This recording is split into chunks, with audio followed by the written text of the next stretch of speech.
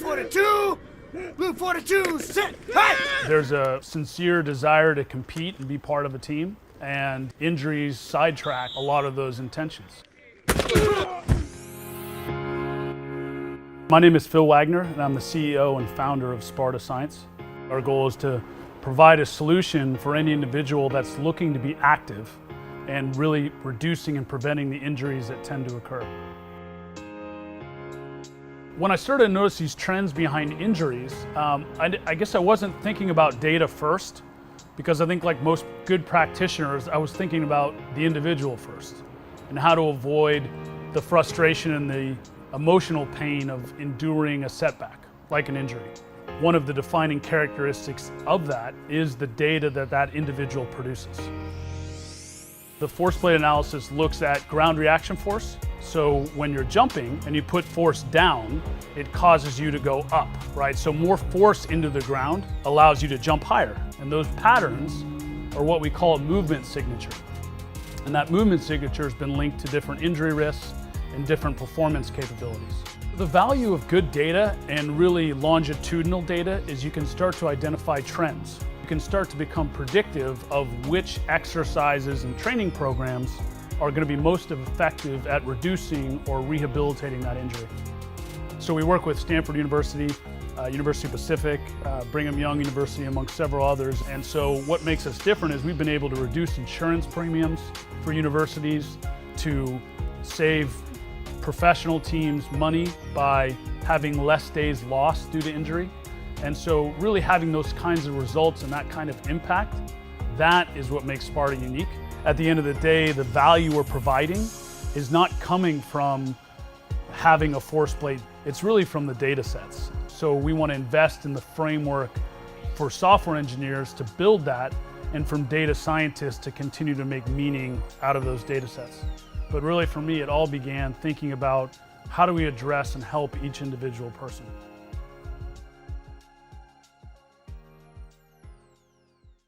My name is Jessica Kirkpatrick, and I'm a data scientist at Hired. I also write for several women in science blogs, and I'm a mentor with Chick Tech. I chose to become a data analyst because after I finished my PhD in astrophysics, I was trying to think of ways that I could apply my technical skills and my data skills, but in a way that was a bit more down to earth than astrophysics. So I see my role as a data scientist or a data analyst is to basically help other people in the company make decisions and prioritize their work by using the data that we collect. So that could mean helping someone on our marketing team figure out if one of their campaigns is working. That could mean helping a product manager decide whether or not they should ship a product change. So I remember when I first started trying to learn how to code, it was really overwhelming.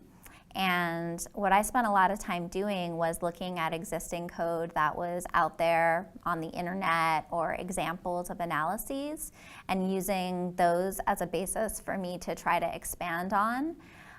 So there's a lot of really great examples online. I'm kind of constantly searching on Google for how to do various things, and Stack Overflow has a lot of really awesome examples of algorithms in particular that you use in data analytics and data science. So for me, it's a lot about using worked examples to help me work on whatever project I'm working on and building on those. First and foremost, it's important to learn basic math and statistics skills because you're going to be using those a lot in whatever analysis you're doing. Then in terms of technical languages, it's very important to know SQL because most data sets you're going to need to pull using SQL or some SQL-like language like Hadoop or MapReduce. Then I would recommend learning some sort of statistical package that will help you do further analysis and further modeling of your data. You can use R, that's one package that's popular. I like to use Python. That's another package that's popular. But just anything where you can take your raw data and then do more advanced statistics and modeling and numerical analysis on the data. What excites me about being a data analyst is getting to be able to solve different puzzles every day. Every day is different. Every day I'm working on a new area of the business and I'm helping people do their jobs more effectively by using data. It's really fun. It's always changing.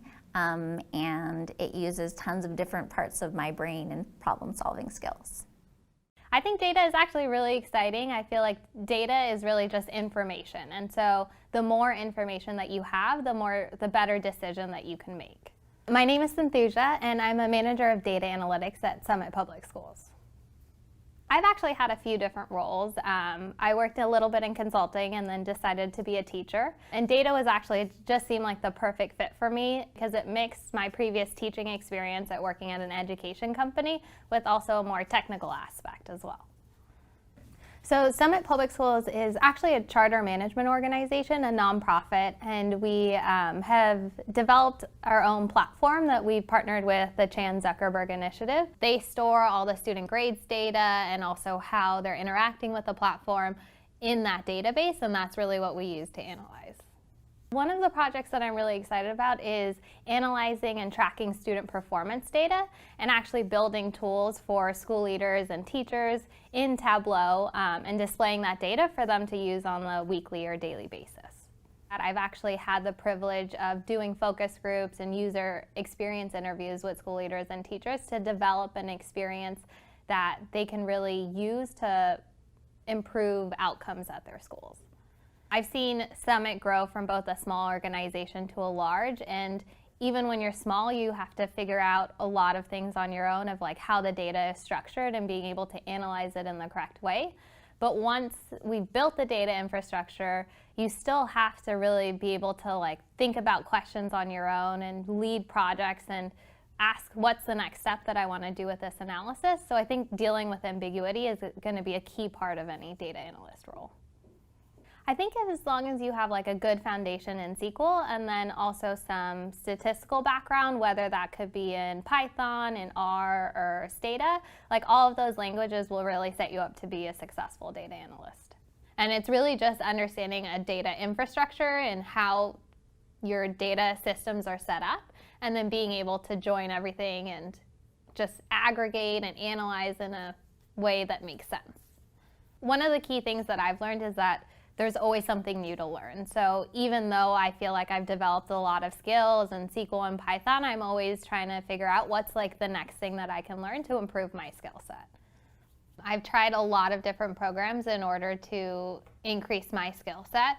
And yeah, my favorite course has actually been one of the courses that I took on Udacity, mainly because of the project-based learning. I think that online learning is great in that you can delve into topics on your own pace, but actually being able to apply it is really where you learn a lot, and you learn what you know, what you don't know, and also it just really stretches your thinking in a different way. And so Udacity's courses where they force you to kind of do that project at the end of the unit are actually super beneficial, and I would highly recommend them. I think that the data analyst role is going to be an integral part of any company. As our society has so much access to data and it's only going to continue to grow, that if you have a data analyst background, it really will set you up to be successful in any types of roles that you have later on. In terms of your work at Facebook, what are some recent projects that you've been working on? So one thing I'm really fascinated by is how information flows through networks. So in my early work, this was just how web pages link together. But with online social networks being such a prevalent means of communicating these days, there's a lot of transmission from individual to individual, from individual to their social network. And there are these things called memes, which are ideas that seem to almost take advantage of this to replicate themselves. So some Facebook status updates, for example, will have a little piece of text that says copy and paste or repost or post this so that all your friends will see if you agree with this statement. One interesting thing about memes is that they tend to recur over time. So sometimes you see a meme and it's like, oh yeah, I saw that one a year ago. Now it's back, and how does it come back? So we looked at one particular meme. This is the money bags meme, which says that this year, October has 5 Fridays, Saturdays, Sundays. This happens only once every 823 years, and this is a lucky occurrence, blah, blah, blah. And anyone who actually looks it up sees that this kind of occurrence is much more frequent. And in fact, you'll have different variants of the meme. For example, here in red, you have the one that says July has 5 Fridays, Saturdays, Sundays, and this is true in 2011. And if you just look at this plot, which will, on a linear scale, show you the counts for this meme, it may appear as though it just disappears completely in between. So you might think, well, maybe it's being introduced from some other source and not Facebook. But the weird thing is that the meme is adapted to Facebook. It says copy and paste, which doesn't make so much sense for other media. So is it possible that the meme is actually staying within Facebook, but in very low numbers, and then flares up? And so if you, instead of using a linear scale, use a log scale, here at the same time you can see counts that are 100,000 and counts that are 10. And so here when you look, you can see that even though there's a rapid decay in interest, it actually looks like it's maybe power law. And you can see the meme persisting in low numbers, and then different variants perhaps being prompted by a resurgence of this meme then subsequently occurring. These were done in ggplot, just with a simple line geome and grouping by the particular meme variant, and then rescaling the y-axis to log in one of the versions.